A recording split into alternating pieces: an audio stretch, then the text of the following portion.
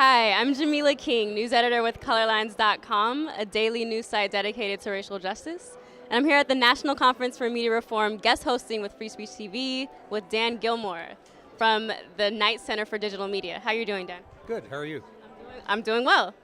So can you describe a little bit about your work at the Knight Center? Well, working with students to essentially help them imagine inventing their own jobs and to understand the startup culture and to think about how they would put their own projects together. And how are students reacting right now? It's a really tough job market. I'm sure they're hearing a lot of bad news about journalism. So what keeps them excited about the prospect of entering journalism?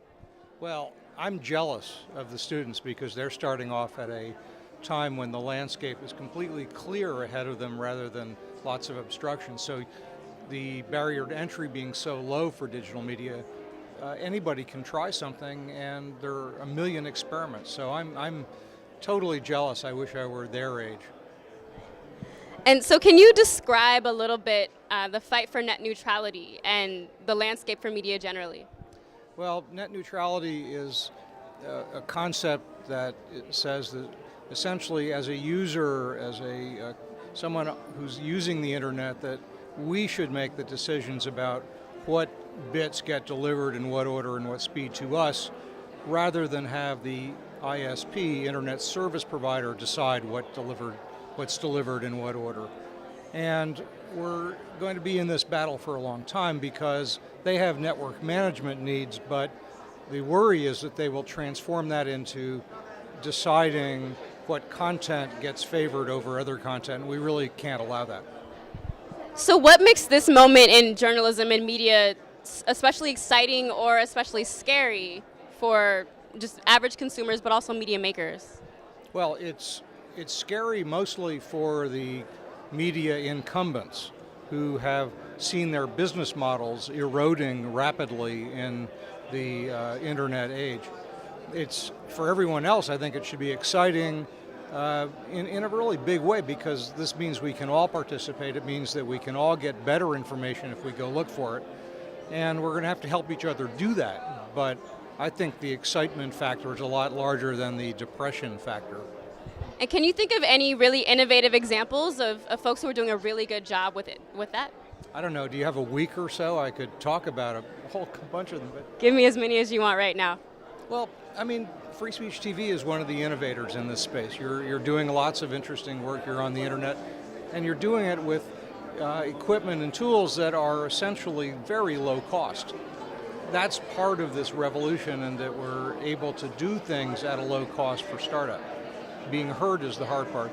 I could name a dozen easily, but let me just say that the other thing we need besides journalism experiments is business model experiments. And in San Francisco, there's a site called spot.us that is doing one of the more interesting experiments in funding, which is crowdfunding. They say, here's some stories we want to do, and if enough people contribute, we'll get to do those stories. That's one of a million experiments going on that I think is exciting and is giving us potential for a more diverse ecosystem. So you've worked in journalism for a long time, and you've also been an author. Can you tell us a little bit about your latest book?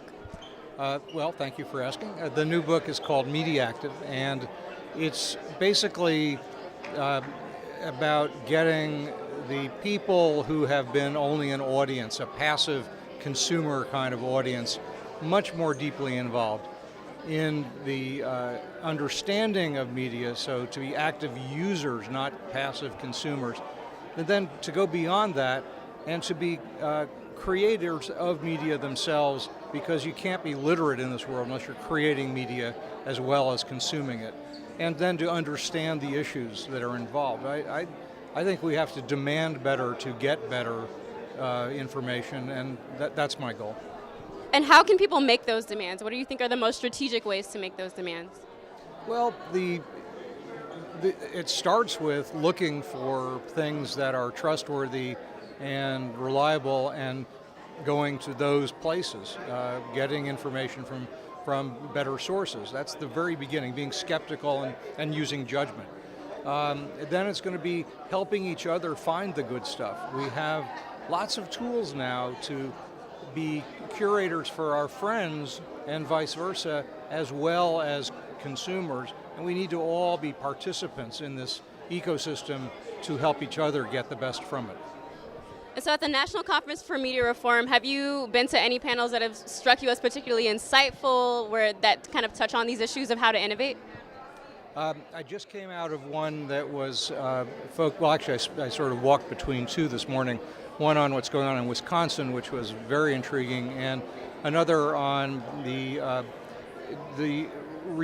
people understanding that access, freedom of access is important around the world. It's as important in the US as in the Middle East and in China, and what do we do about the people who are trying to restrict access in all parts of the world? And can you talk a little bit about the role of independent media in sustaining free speech very generally? Well, independent media at their best are what help all of us have a better, clearer understanding of what the reality of the world is. Because every form of media comes with a worldview. Every organization has its own worldview, and they're not always completely straightforward in telling us what that is. And they're encumbered in many cases by tradition or financial issues or other kinds of pressures. So independent media bring a breath of fresh air to the incumbent media. And so to relate that a little bit to the point that you made earlier about business models, what do you think is the next frontier? We've heard a lot of talk about newspapers dying. Do you think there's a way for new online webs, right, web and media technologies to actually save newspapers or save the old journalism? I'm not so concerned about whether the traditional media survive as whether journalism in the biggest role survives. That's the really important issue. I love newspapers. I hope they survive. I haven't seen them do much in the aggregate to deserve survival, but maybe they'll get it eventually and stick around. Some of them are not going to survive, and we're already seeing that. But the important journalism that newspapers do and still do, it's not all bad. There's some awfully good stuff that we need that they do. How do we preserve that, whether we preserve them? That's the really big issue. And that's the question that brings us all here. So thanks again, Dan, for joining us. Again, my name is Jamila King. I'm news editor with Colorlines.com, a daily news site dedicated to racial justice. And we hope to see you around Free Speech TV soon.